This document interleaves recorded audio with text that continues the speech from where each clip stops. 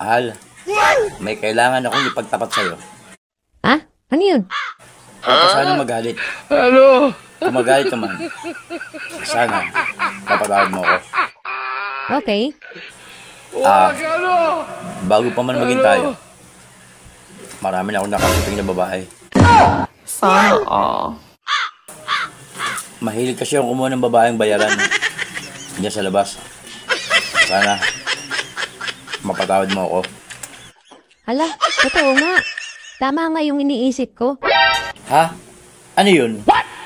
Matagal ko na kasing iniisip. Sabi ko, namumukhaan talaga kita. Tama nga, ikaw nga yun. Naging customer din kita dati.